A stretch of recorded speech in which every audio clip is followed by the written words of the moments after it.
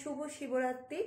তো চলো এখন নিচে যাব, নিচে গিয়ে আমাদের মন্দিরে আমরা যেহেতু শিবের মাথায় আজকে জল ঢালবো, তো এখন বাজে সন্ধে 6:15 বাজে। তো এখন আমরা নিচে যাব, নিচে গিয়ে ঠাকুরের মাথায় জল ঢালবো শিবের মাথায়। তো চলো তোমরাও সাথে থাকো।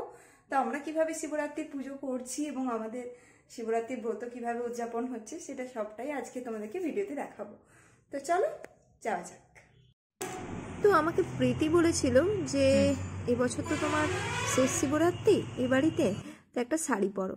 তো আমি শাড়ি সেভাবে সত্যি কথা বলছি ক্যারি করতে খুব পারি না বলতে গেলে, কেননা সেভাবে তো শাড়ি পরা হয় না। তাই এখানে মায়ের একটা শাড়ি নিয়ে পরেছিলাম। আর এইখানে দেখো আমরা ডাব কিনে এনেছিলাম, ডাবটা না ছাড়িয়ে নিয়ে আসা হয়নি, মুখের দিকটা খুলিয়ে নিয়ে আসা হয়নি। যাই হোক, আমাদের মন্দিরের যে কাঠারিটা ছিল সেই কাঠারিটা দিয়েই এখন আমি এই ডাবটা কাটছিলাম। যাই হোক, ডাবটা কিন্তু কাঠারিটা প্রচণ্ড ধার ছিল বলে ডাবটা কিন্তু এক কোপেতেই হয়ে গিয়েছিল। হ্যাঁ ব্যাস, বাহ ফাটিয়ে দিয়েছ তো, সেটাই তো ভাবছি।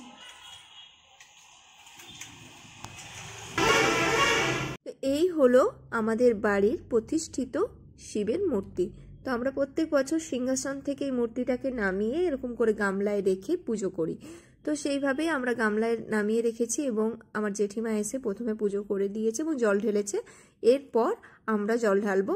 তো চলো এখন প্রীতিকে বলেছি ওকে ভালো করে বেলপাতাগুলো সাজিয়ে নিতে এবং আমাদের ডালাটাও সাজিয়ে নিতে। তো এখন এই যে দেখতে পাচ্ছ পলাশ ফুলের মালা, আর ওদিকে হচ্ছে আকন্দ ফুলের মালা, বেলপাতা। প্রীতিকে মেনলি বললাম যে বেলপাতাগুলো একটু ভালো করে দেখে নিতে, কারণ এই বেলপাতাগুলো না এখন ঠিক একটু ভালো পাওয়া যাচ্ছে না, কেমন যেন বেলপাতাগুলো ফুটো ফুটো, তাই একটু ভালো দেখে দেখে বেলপাতাগুলো বেছে নিচ্ছিলাম।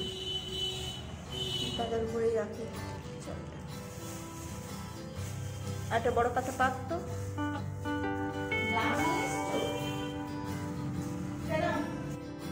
ব্যাস, আর দরকার নেই।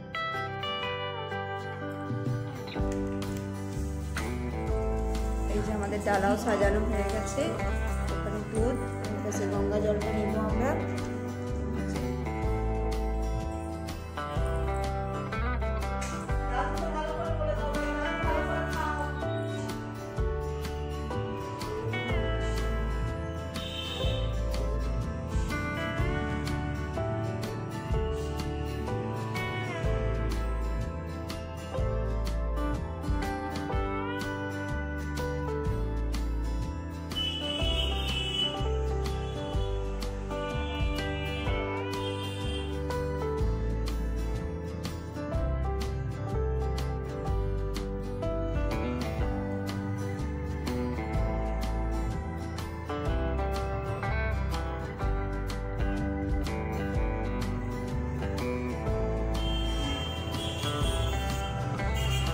বন্ধুরা, তোমরা তো দেখতেই পেলে পুজো শেষ হলো, তারপর সামান্য কিছু ফলাহার করে নিয়ে আজকের মতো এই শিবের ব্রত আমাদের শেষ হলো। চলো বন্ধুরা, আজকের মতো টাটা, দেখা হচ্ছে আবার পরবর্তী ব্লগ। টাটা।